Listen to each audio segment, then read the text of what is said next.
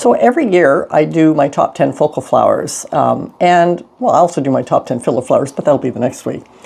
And I'm doing them a little bit differently this year because I've always done them based on my favorite to, 1 through 10 as in my top 10 in favoritism.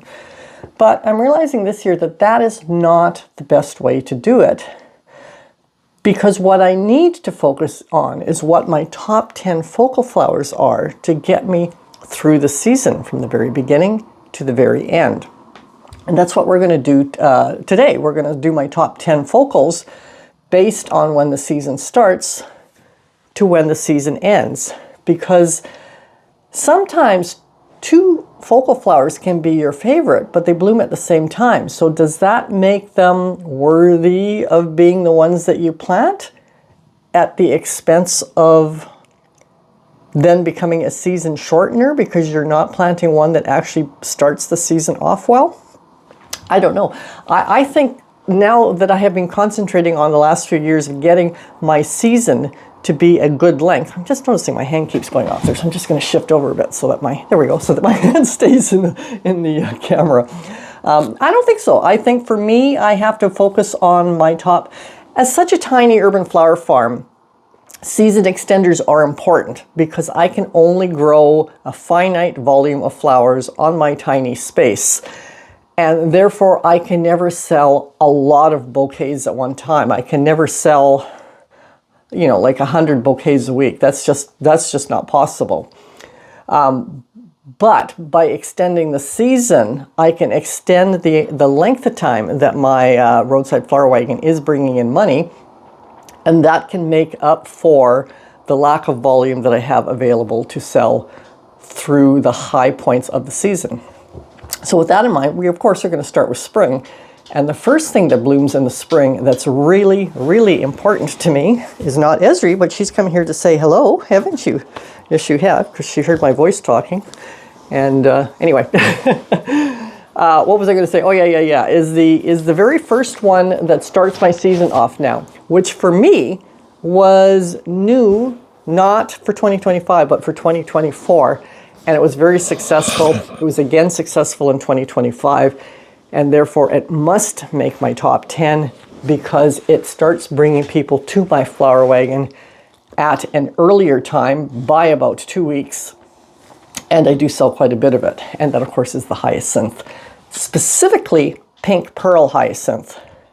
The pink pearl, I sell them in 1-gallon pots.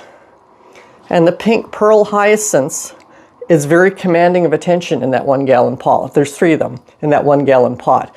It grows quite long stems, and it has quite tall and very, and diameter-wise, wide flower clusters on it. It's very impactful from the road. It really, really does call attention to the flower wagon as cars drive by because of the powerfulness and the impactfulness of those pink blooms.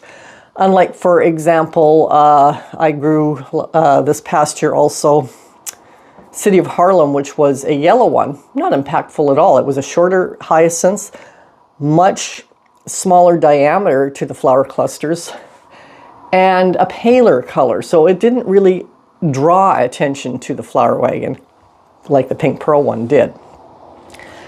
Now, the pink pearl one was so successful that I will be growing it again for next year, but I'm also going to grow hyacinth Jan bows for next year, meaning 2026, and it already is 2026 when you're watching this, not when I'm filming it, but when you're watching it, is hyacinth Jan bow. It is a stronger, more dramatic pink. That's all I know about it, is what I see in this picture. And I'm also going to grow with it hyacinth Delft blue, and I'm growing them, not mixing the colors up. I'm going to grow them in blocks of colors in the pots.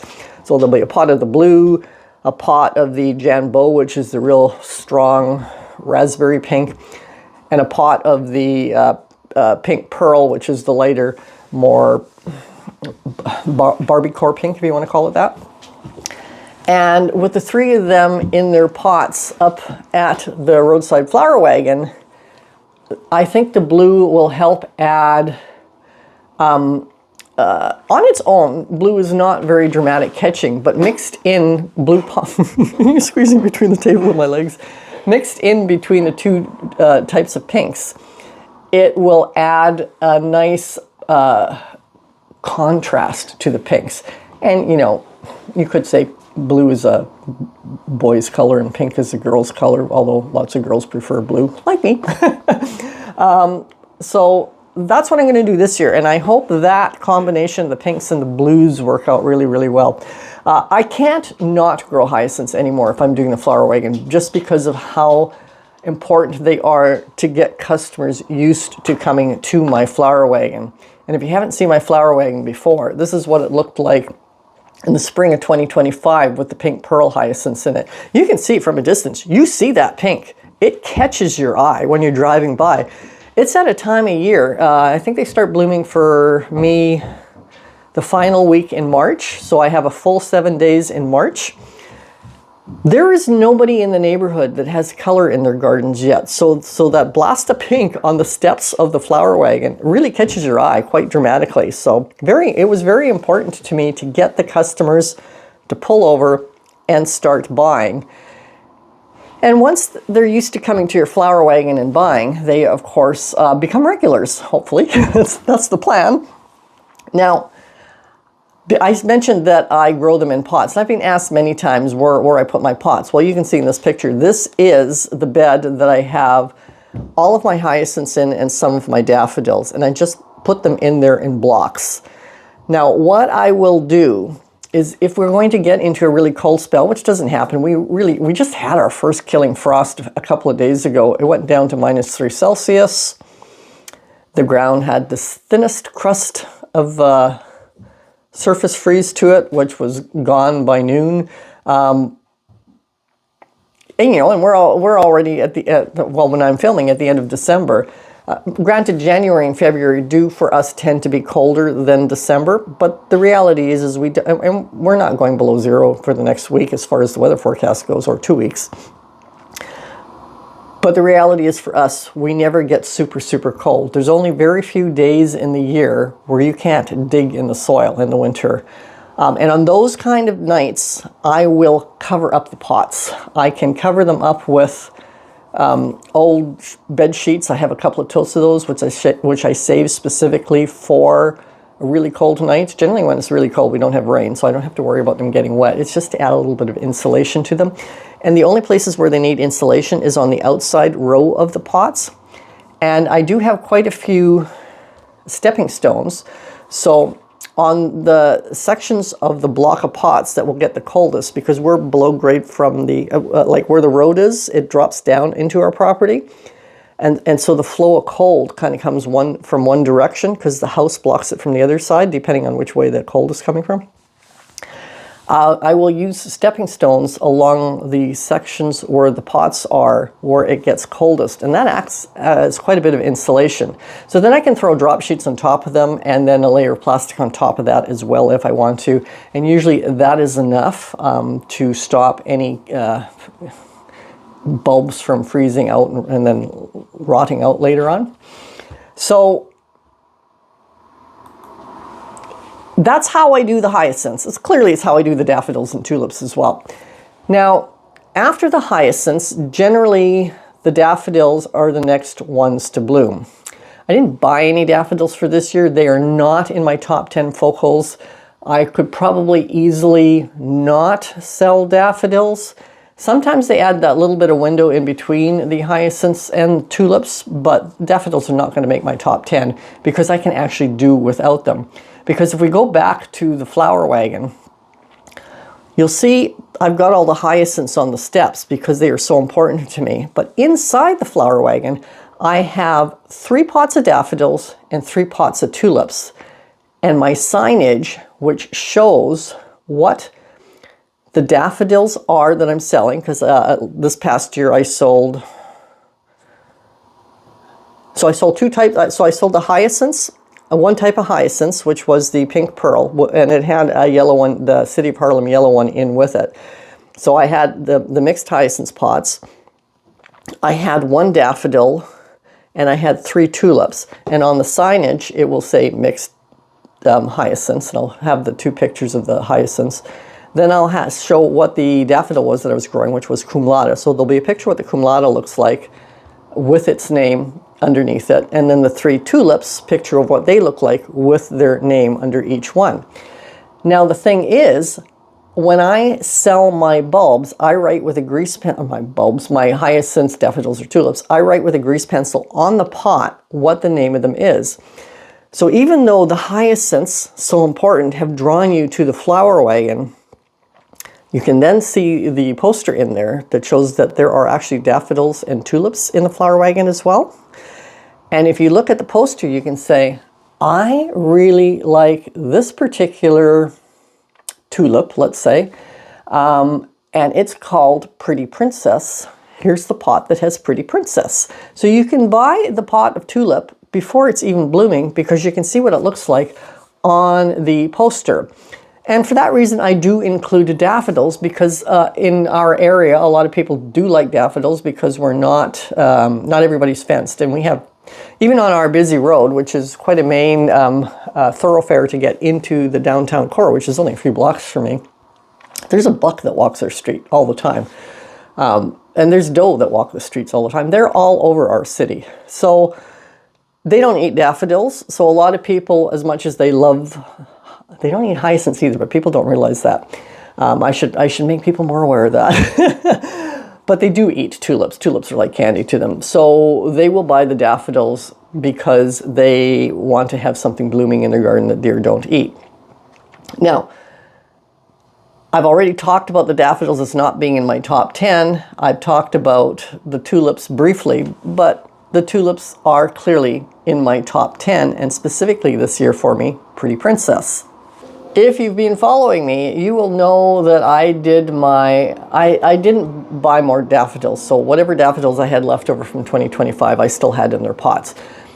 The hyacinths I potted up on camera when I did a film on hyacinths back in the November sometime, how I do them in the pots. So if you want to know how I actually go through the process of getting together in pots, you can check that video out after you've watched this one.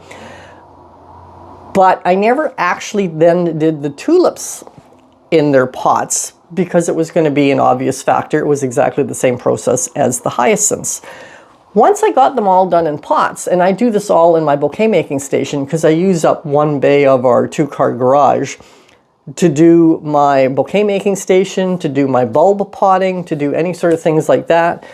We don't have a door in that bay because for me it's an extension of gardening, but because we have so much rain where I live, it's my roof over my head area to work in. So I use that bay in the garage a lot.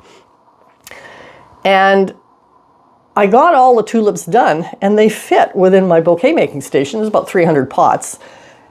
And I was in no hurry to get them out into the garden and put them in the soil like you saw with the hyacinths and half of the daffodils, because the bed that I was going to put them in, I was still doing direct composting in. And again, if you want to know how I do direct composting, I did a video on that back in October, I believe, and you can check that out after you finish watching this one if you want to. So I left them in the bouquet making station until I was ready, until I had finished direct composting that bed, which is 4 foot by 12 foot. And then I was going to bring them out to the bed. Now, I only finished composting in that bed a couple of weeks ago. But about 3 weeks ago, if you look at this picture here, I noticed that, oh no, I got to get them out into the garden soon, because look at the roots. This was just from sitting on tables in my bouquet making station area.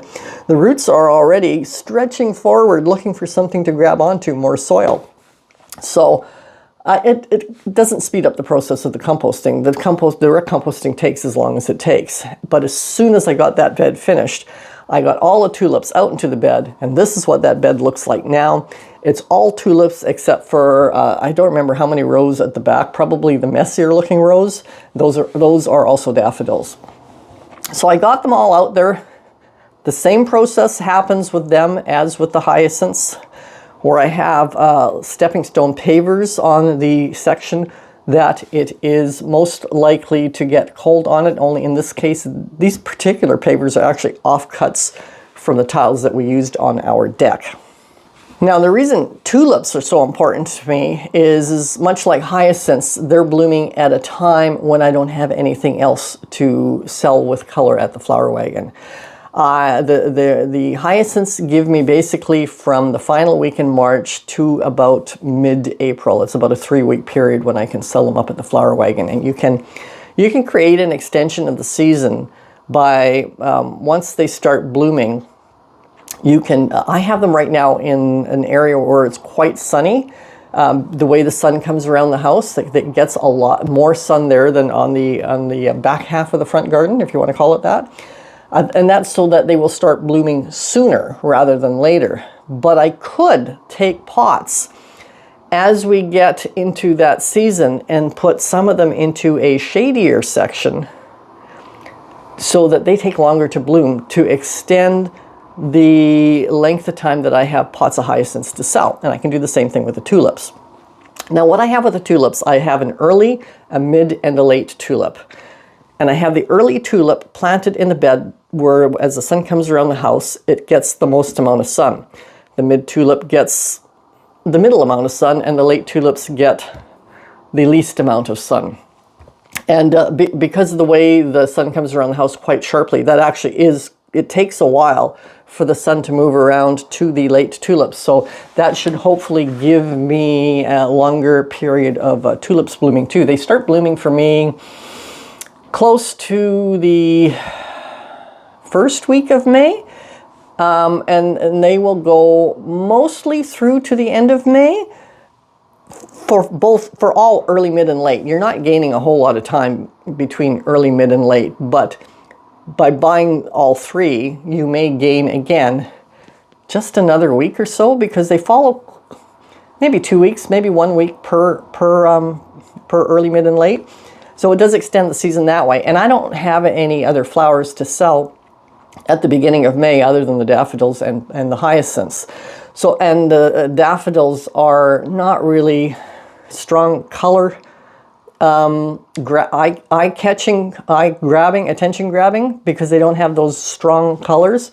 So the tulips, like the hyacinths, are really important to get people who are driving by who may not be aware that the flower wagon is there, to really catch their attention to look at the colors. Daffodils will never do that. Once they're at the flower wagon, they may then buy a tulip and a daffodil, because that happens quite often. More often than I would have thought of. But the daffodils on their own will never draw people to the flower wagon because they just don't have the strength of color. Now, the tulips that I'm going to grow for 2026, you guys helped me out with a bit. And I'm going to grow Pretty Princess again because it was just such a success as my early tulip. The mid tulip is going to be apricot, and the late tulip is going to be blue amiable.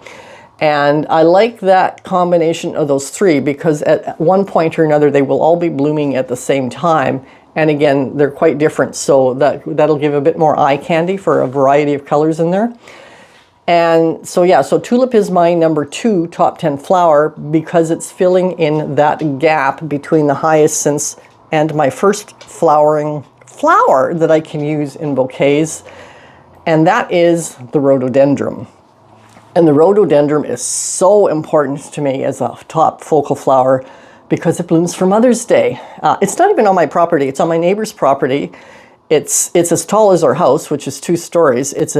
Well, she's actually got about 4 in a row that are kind of all banging into each other, so I always refer to it as it, but even though it's 4 plants, because it's just one giant canopy of rhododendron.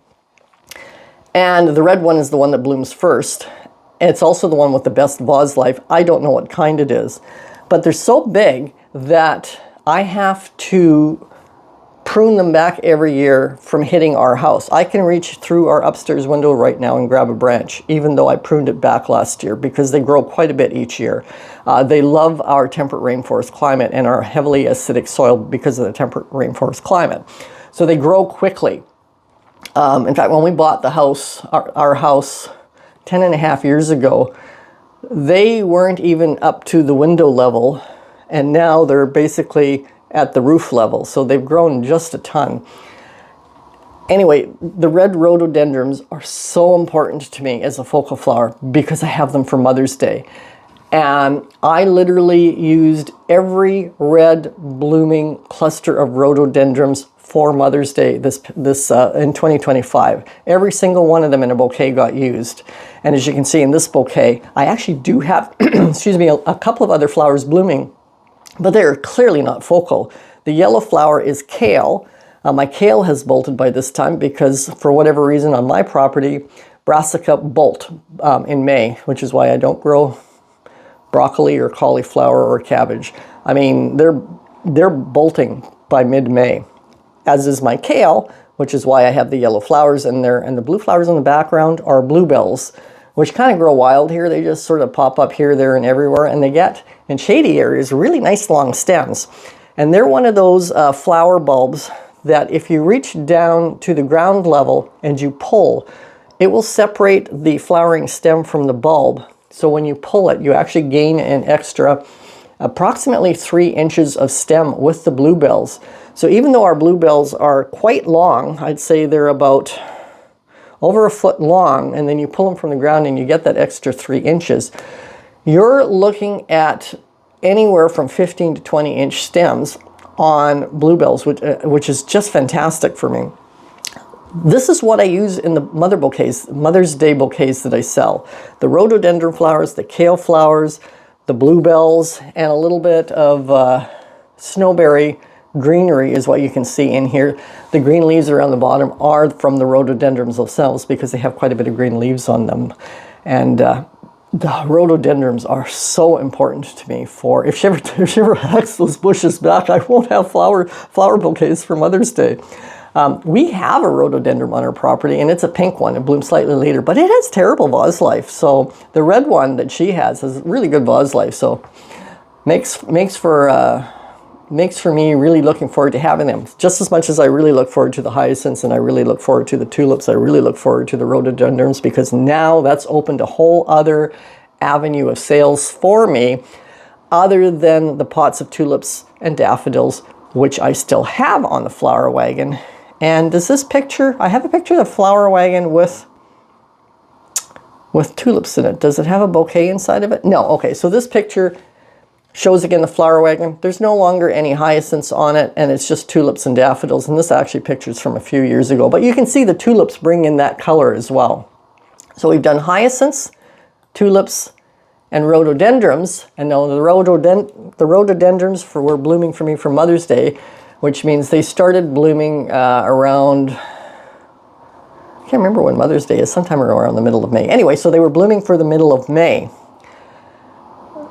Just a few days after Mother's Day, I'm finally getting my next important focal flower, and that is the Ito peonies. The Ito peonies specifically because they bloom before the herbaceous peonies. So I will get the Ito peonies for the last week of May and the first week of June, still happening a little bit into the second week of June, but by the second week of June, I'm now getting my herbaceous peonies, and they will take me for the next couple of weeks, possibly a few more till the end of June. So the peonies are very important to me as a focal flower as well, because that is what I have as a focal flower for the last week of May and through into June till whenever they finish. Now this picture I have up here has 3 Ito peonies on it, which are all labeled, and then 3 herbaceous peonies, which are not labeled because I don't know what they are. So the Ito peonies, the 3 that I chose to show was Morning Lilac, because that's the first one to bloom for me. So I know that I have that within a few days of Mother's Day. The next one I've got up there is Bartzella, and the reason that one's up there is because it's yellow, and because it's a very large Ito peony flower head and it's yellow, people love it because they don't know what it is. They've never seen anything like it. It's got a lot of red in the center of it. It's a flower that really attracts people because it's so unusual for that time of year. The third peony I have on here is called Brilliance, and I've chosen it because it tends to change its color a bit from when it's first opening up to when it's finishing. So it's got that real sort of chameleon look to the flower. It goes through a few different stages of what it looks like. Often if you Google Canary Brilliance, you'll see a picture of what looks like 3 different flowers and in different colors, but it's actually the same flower. But that's my favorite one. I love, again, it's a really unusual color. And the cool thing about the Brilliance is that one year I had a reblooming in August. Just one bloom, but it did rebloom in August. That was 2 years ago. That didn't happen this year. So it is a peony that quite often will have a second flush in August. My plants aren't old enough yet for them to put, if it is going to have a second flush, it will always be less flowers than in the spring. And I'm only entering, I believe, my 5th year for 2026. So when it did its second flush, the fact that it only had one blossom, it wasn't that surprising. I'll put up a picture of what, I had it paired with firelight hydrangeas. I'll put a picture up here of what that looked like. But the Ito peonies, yeah, as soon as they come online, there's just such a sigh of relief because I now know that I am going to have flowers for bouquets from now through June, and then other things will be blooming and I'll have other focal flowers, etc. So I no longer have to be a little bit stressed out about whether or not I'm going to have flowers to make bouquets with. And of course, the herbaceous peonies do the same thing, because even though they're not the first blooming peonies, the Ito peonies are somewhat finishing when the herbaceous start. My Ito peonies don't like it when it gets really hot. But the herbaceous peonies like it when it gets really hot. So they have a different temperature area that they like to bloom in. And that's why they follow one after the other. So that just works out really, really fantastic. So here's a bouquet where you can see I have, I didn't put the name of whatever this Ito peony was on it. Was it the first one that bloomed? Let me look at that picture again. It's quite likely that it was. But I shut that picture down. Morning lilac. I think it could be, I think that is morning lilac. I'll put the picture of the 6 peonies up next to it so you can see how it looks. So the morning lilac, obviously on the inside with the sun hitting it, is a little bit brighter than this one in the bouquet where the sun isn't directly hitting it. But it's got the same sort of shades and tones, so I'm assuming that's morning lilac. I've got it paired again with the bolting kale, the kale flowers, which are a staple for me at this time of year because I don't have a lot of secondary flowers to put with it.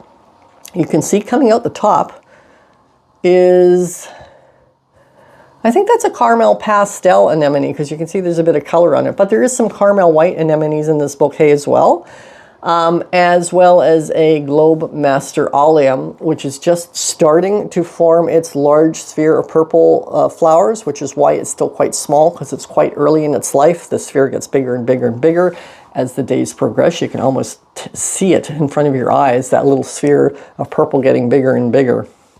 This particular bouquet was taken on May 26th. So yes, I'm actually even able to start using now my Globe Master Alliums within the bouquet to complement the Ito peonies that I have. And of course my anemone's blooming too, and the kale gives me a bouquet now that has more variety in it than the rhododendron bouquets had just a few days prior.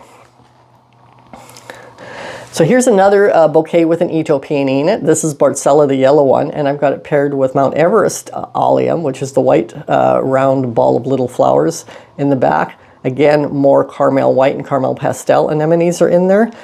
And aside from the leaves from the Ito peony itself, I have used some of my camellia bush branches for the greenery within that bouquet, as I did with the previous bouquet as well. Here's another bouquet with another peony, and is that one Brilliance? That might be Brilliance. Not 100% sure. Again, a Mount Everest Allium. Some of the anemones are in there. You can see a darker Ito peony around the back and the camellia branches. And this particular bouquet was taken on June 3rd. I've got another bouquet that shows now a herbaceous peony, the big fluffy pink one in there. And I do have an Ito peony in with it as well. This is June 6th, so I'm still getting Ito peonies on June 6th, but my herbaceous peonies are now starting to open. It's paired with the alliums and the anemones as well as the camellia branches. If you're enjoying this video so far, please consider subscribing. Do appreciate it. And if you haven't already, give me a thumbs up. Let's carry on. So you saw that I had the Globemaster Allium in a couple of those bouquets when their little purple heads were small. That is now my next focal flower that must make my top 10, because once the peonies finish, the Globemaster Alliums have gotten much larger, and they now become the focal flower within my bouquet instead of a complementary flower within the bouquet. This year, for 2026, I'm also going to try some Sicilian honey garlic, which is, or allium, which I don't know too much about it, so I don't know if it's going to be a filler flower or a focal flower. We will find out, but I did plant some of those this year. I have planted the hair allium, and I really liked it. It was only a filler flower, but it did not come back for 2025. So here's a bouquet where the Globemaster Allium is clearly a focal flower within it, and you can see how much bigger it is in this bouquet. It's sort of dead center in the bouquet, and I've collared it with both ranunculus and anemones, and then I have a Mount Everest Allium poking slightly higher out. Now you can tell Mount Everest is starting to finish because the little white flowers are starting to turn more into green buttons, and you can see air between each of the green buttons, which means the flower heads, each one of those little flower heads has stretched and made that globe a little bit bigger and looser. Look, I have an Ito peony in there. That's interesting. This is June 5th. This is still June 5th. That's the yellow that's off to that side for you. So the other thing about alliums, which has become really important to me now, just in the last month or two, is I decided to hold some of them back this year because I wanted to see if I could sell vases when I do my Christmas show at our museum. And I'm part of the Christmas show at the museum, not because of my flowers, Tiny Urban Flower Farm, but because I'm an artist. And I'm pointing over here, which is not my paintings. Those two are from a friend of mine. But paintings. I do a lot of paintings and art cards and so forth and so on, and prints. But I have a number of vases that are... I got a hair on my face. That's really annoying me. I can see it. Get out of my face. I can see it through my glasses. I have a lot of vases that I have thrifted that are too expensive for me to want to put them out at the flower wagon.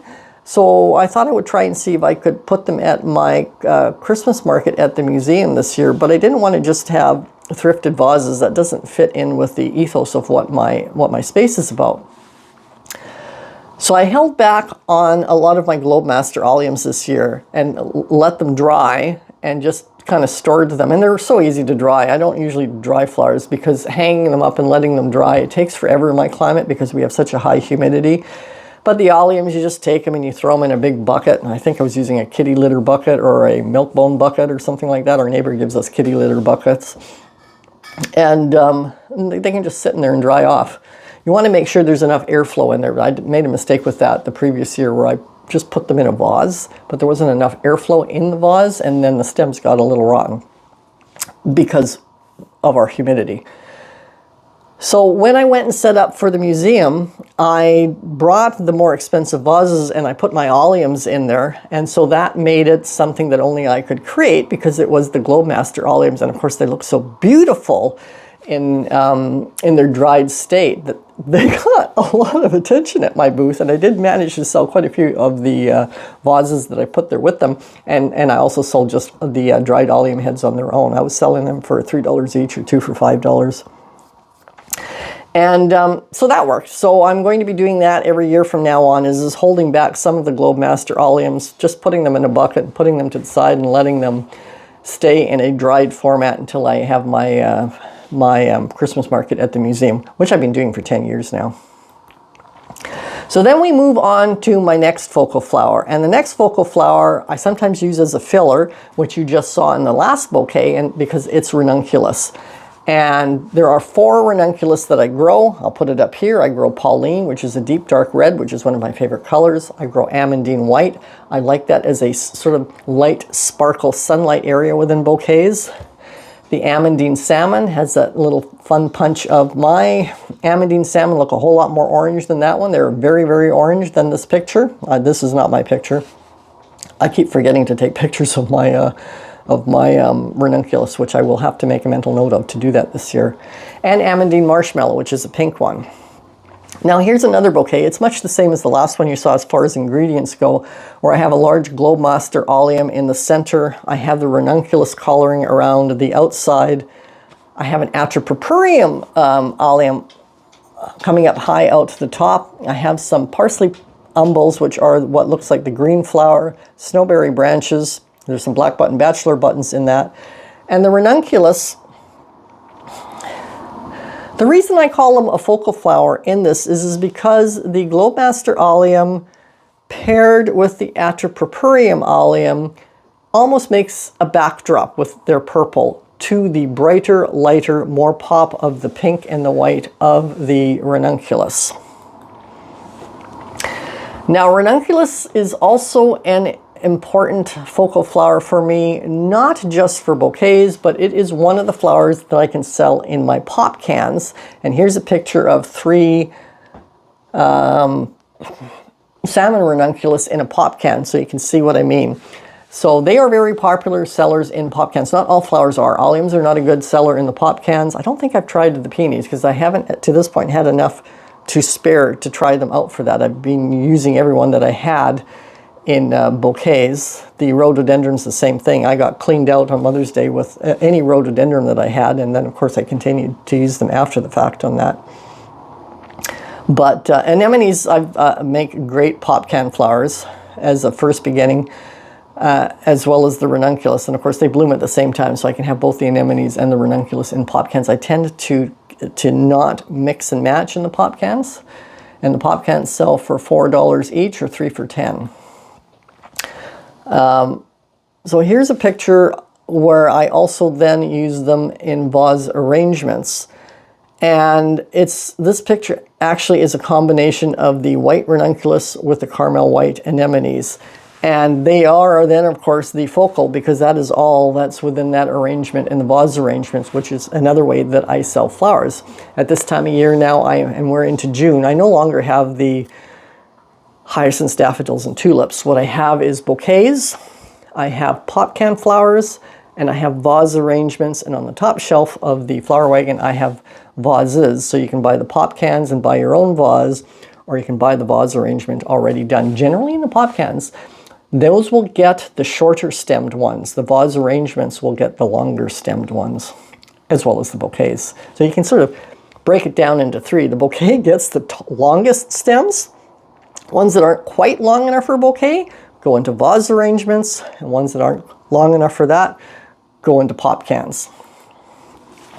So after the ranunculus, my next in-line focal flower that is very important to me is sunflowers. Specifically what I'm growing is the Pro-Cut White Light, the Pro-Cut White Night, the Gold Light, the Orange, the Pro-Cut, well, they're all Pro-Cuts, the Red Lemon, which is actually either bicolor red lemon or red lemon bicolor. I don't have the word bicolor in there. And just red. And they become very important to me from the moment they start blooming right through till when I no longer have them available, which is usually about mid-September. And they start blooming for me, I think in June. I think that's what I figured out in June, yeah. So this bouquet was actually taken on June 27th. And you can see here that it is the plum sunflower that's in there, because I grew plum for 2025.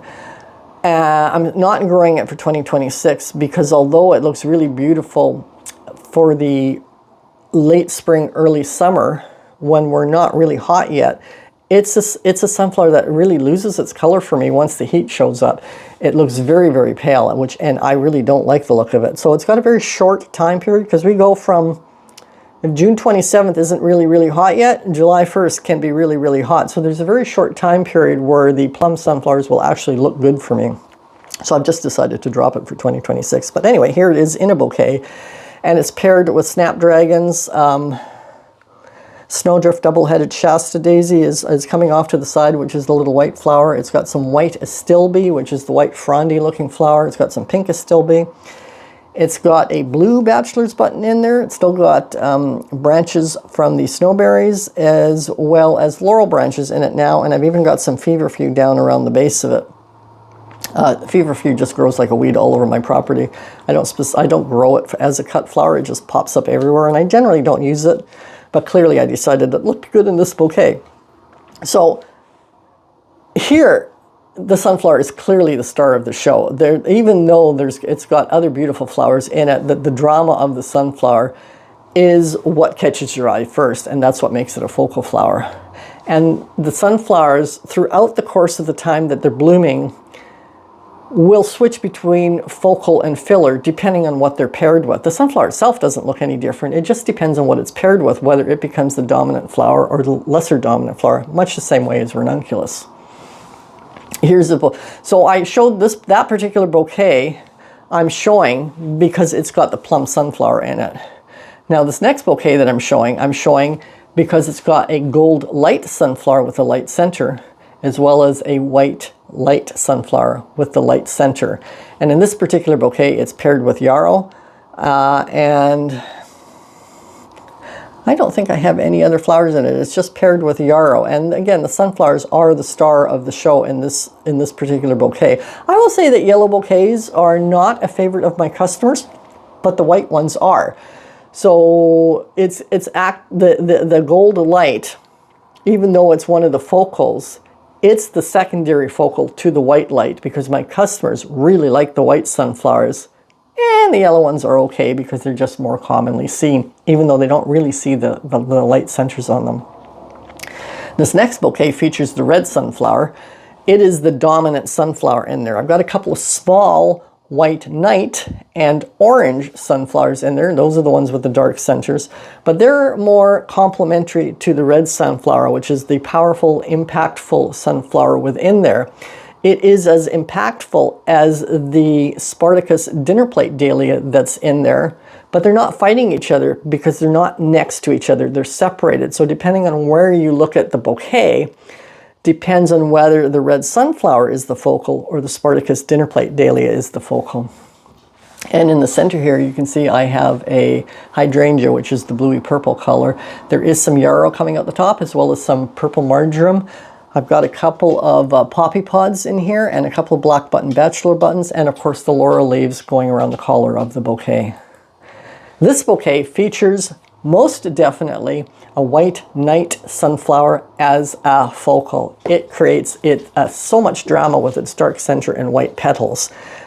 The labyrinth dinner plate dahlia off to this side, I'm pointing to myself, off to this side for you is also focal, as is the espresso glad, but they're evenly dispersed around. So again, depending on where you look at the bouquet, depends on which focal takes center stage. And I like doing that in bouquets because wherever you look at the bouquet looks quite different. So the focals aren't fighting with each other. They're playing nicely with each other, but they create a multi-dimensional interest to the bouquet. You're not looking at a bouquet from every direction and seeing the same thing. You're seeing something completely different depending what direction you are looking at the bouquet. This also has some purple marjoram as well as some laurel leaves coloring the base of it. Now in this bouquet, the focal flower of when it comes to the sunflower is the red lemon bicolor sunflower, and you can see that it's two-tone. It's got the red center and then the lemon outer half, and it's sort of 50-50. And it does, even though you've got the dinner plate dahlias again being very dramatic and calling attention, no more attention so than that red lemon sunflower does. And that is what makes it a focal flower in this bouquet as well, even though it's paired with several other dinner plate dahlias. And again, it depends on where you look at the bouquet. This bouquet has the orange sunflower as a focal with its dark center. And again, it's paired now with dinner plate dahlias as well as snapdragons. You would think that this bouquet was done earlier in the season because of the snapdragons, but this was actually taken on August 31st. So these snapdragons are second flush snapdragons. Now, aside from using them in bouquets, sunflowers, again, make good pop can flowers. They need to be in the double can pop can flowers because those sunflower heads are quite heavy. And this works out well too because if I can use shorter stems with them, and sometimes with the sunflowers, some of them start blooming when they're a lot shorter than the, well, I don't think it matters actually, come to think of it with the sunflowers. I probably cut them down because even if they're shorter blooming, they still got long enough stems. Sunflowers don't bloom when they're only like 18 inches tall. So yeah, so what I'm saying there, ignore. I will have had to have cut these stems down to get them to a height that I like for the pop can. I will tend to use the smaller headed ones, which may be where my brain was actually trying to go. So if it's not a large enough sunflower to use in the bouquet, that makes it perfect to use in the pop can. And these are the gold lights. These are the red lemons. These are the white lights. And this is all three of those grouped together. Now, I will say, even though the sunflowers do well in the pop cans, not as well as the ranunculus, the anemones, or the dahlias, but or the sweet peas, because I do sweet peas in pop cans as well. So it's anemones, dahlias, anemones, ranunculus, sweet peas, sunflowers, and dahlias are the 5 main flower groupings that I do in pop cans. And of those, the sunflowers would be the 5th one in popularity. But there are people who really do like them. And the reason they like them is because I will do flower arrangements with just sunflowers in them. And then if somebody buys the flower arrangement, the same as with the ranunculus, etc., they can then come back, and once those sunflowers are finished, come back and buy some pop cans of sunflowers and put them in the vase that they have bought. So after sunflowers come snapdragons. So for 2026, I'm growing 4 snapdragons. I'm growing Chantilly Bronze. I'm growing Chantilly Light Pink, which is replacing, for 2025, I grew Costa Silver and Legends Light Pink. So the Chantilly Light Pink is replacing both of those. For 2025 and 2024, I grew Snapdragon Orleans Early Lemon, which I absolutely love. And it's the only closed mouth Snapdragon that I'm going to continue to grow just because I love it so much. And I'm going to introduce a new color for me for snapdragons, which is Chantilly Purple. And the reason for that is because I have that color in Cosmos, Double Click Cosmos, and I absolutely love it. So I thought I'll probably really love the Chantilly Purple sunflower as well. So those are the 4 I'm going to grow for 2026. However, like I said, for 2025, I only grew the Chantilly Bronze and the Orleans Early Lemon, of the 4, those are the 2 that I grew in 2025.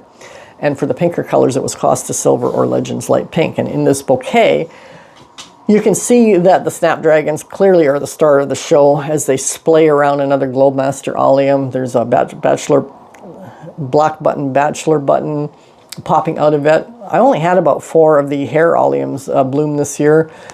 I used them, and as you can see, I've got one in this bouquet being used. And I've got some parsley umbels in here as well. And I would say that without snapdragons in this bouquet, it would be pretty boring. Here's another bouquet. Now, I've had to drop the background on this bouquet because the white Astilbe against the general backdrop that I use, which is a piece of concrete board, is too pale for the white Astilbe. So I've dropped the background and changed the color of it so that it pops out more. And the snapdragons, again, definitely the star of the show, but boy, do they look great with the Astilbe. Just love how that looks. So, and the thing with the snapdragons is that they are an important focal flower for me in the spring when they're blooming, which is June. So both those bouquets were taken June 23rd and June 26th. So later on in June, they sort of come online when the herbaceous peonies are finished. But I get a really good second flush of them. But I will say that when I get the second flush in the fall, they go from being a focal flower to a filler flower, which is okay, because I don't need focal flowers in the fall. I have focal flowers in the fall. So to use them as simply as a filler flower at that time works perfectly fine for me. And I don't have to plant them because I'm just cutting the snapdragons back once they've finished their initial time of blooming. And that's sometime around the beginning of July that I cut them back, depending on the year. And then they will just eventually start growing and flushing out again for the fall. So there's no work involved in that. Just after I've cut them back, just leave them on their own to do their own thing until they start stretching out again and blooming again. After the snapdragon for focal flower, it's a flower that was new for me last year. I grew the Gladiola Espresso. This year I combined it with the Gladiola Evergreen. This year meaning 2025, because I'm filming this in 2025 still. You're watching in 2026. But for 2026, I'm going to also trial out 2 new colors just so I can increase the look, for want of another word, of bouquets with glads in them. I really love the Evergreen and the Espresso. I mean, those are fantastic for me. The Evergreen allows me to pair it with darker colored flowers. The Espresso allows me to pair it with lighter colors. They give me the ability to use all my flowers in 2 different ways. But just to try out a couple of different colors to see how they work, I'm going to try out the Starstruck as well as the Blue Tropic and see how those work for me. They won't become as necessary as the other 2 because the other 2 are super necessary because they work with all my other flowers. Whereas these 2 ones, they will just give me a little bit more interesting play, kind of like the sunflowers. You know, you can have the dark sunflower and the light sunflower, but after a while you get bored of using them. So by introducing other colors, it just keeps me more interested in the game. Now, I mentioned that the Gladiola Evergreen allowed me to pair it with darker colors. In here, you can see I've got it paired with a Thomas Edison dinner plate dahlia.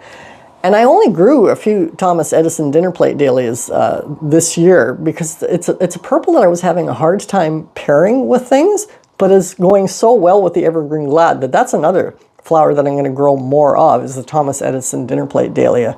And I've got it paired with a purple marjoram to draw in that purple color, and some sunflowers to play off of the various shades of yellow, because even though Evergreen is a green glad, it is a very yellow green. And in this bouquet, I've got the Espresso Gladiola.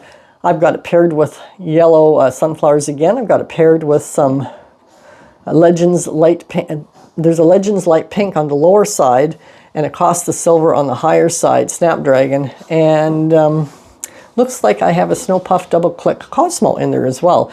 This is a September bouquet, so you can see that my Snapdragons look really good in September for their second flush.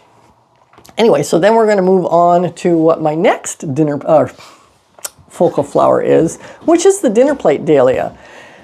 And I have left the dinner plate dahlia towards the end of my top 10 because without them, I would not be able to create bouquets with a focal flower up till November, which is when I shut my flower wagon down for 2025. I think I shut it down more mid-November the previous year.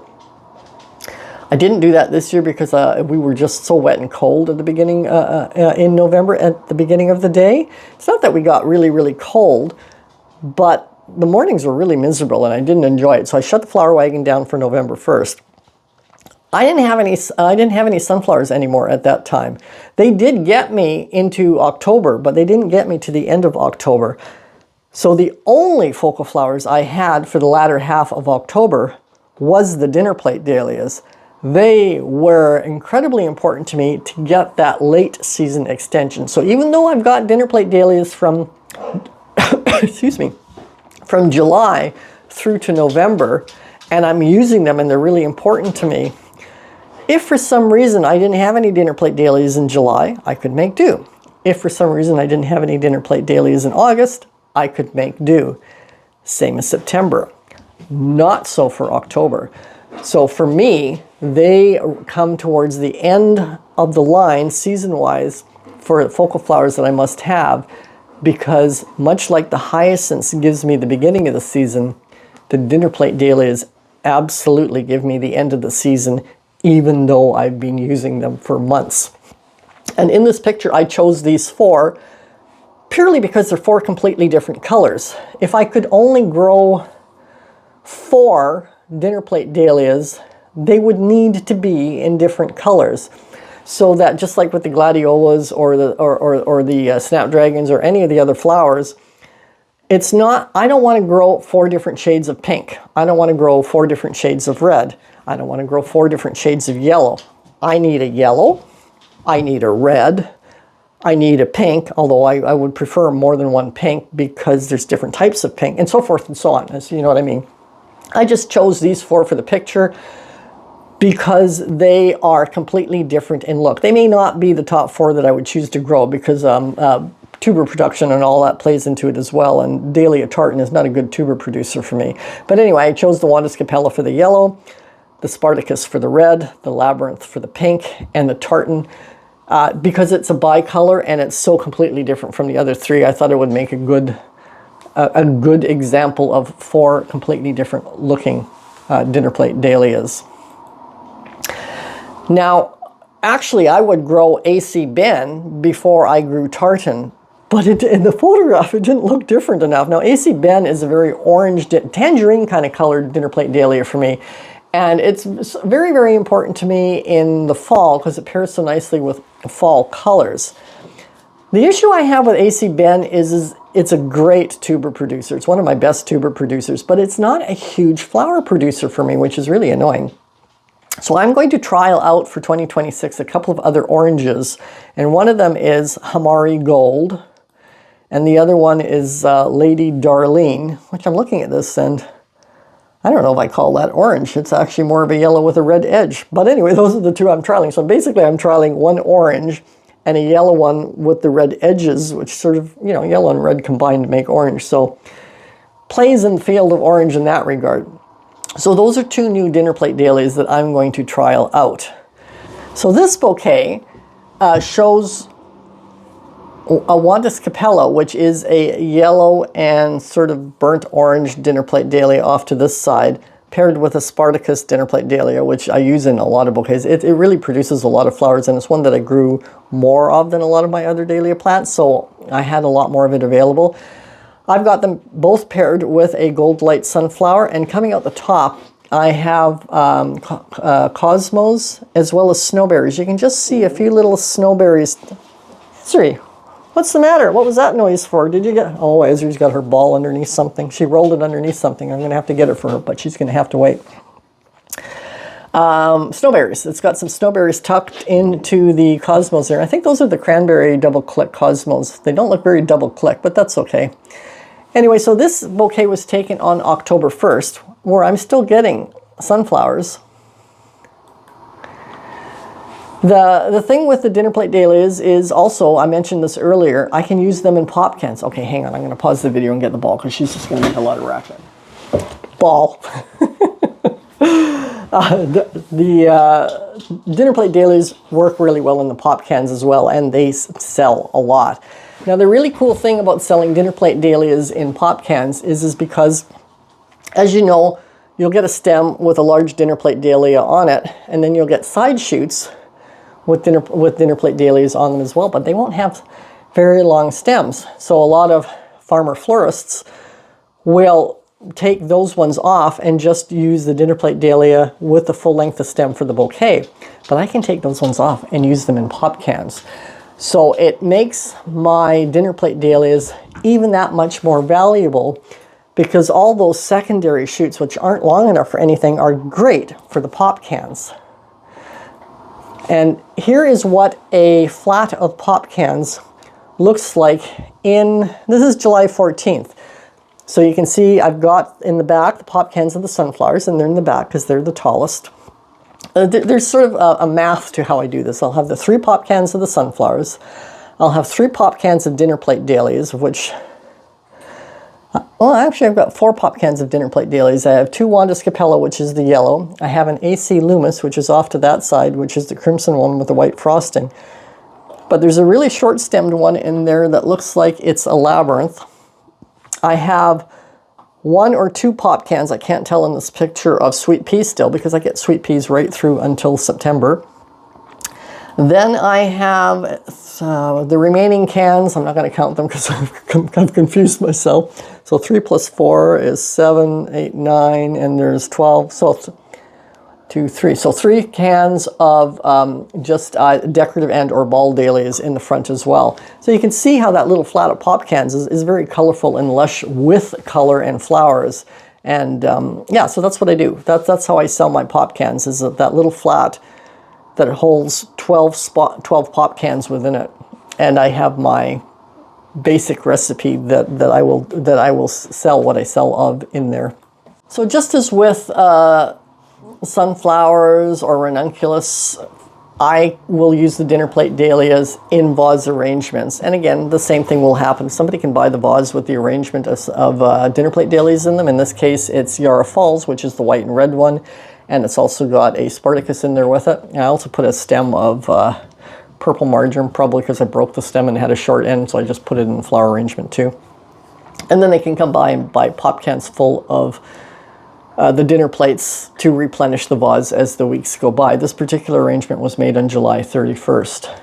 So those are my top 10 focal flowers, which for me are really important. And again, I've talked about the importance of the ones, of how I'm doing it this year based on having focal flowers for the full length of the season, and even therefore then also being able to extend the season at the beginning with the hyacinths and really keep it going right up until the end of the flower wagon season with the dinner plate dahlias.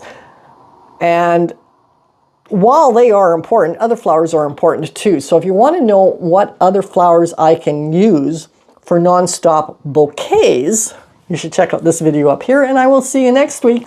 Bye.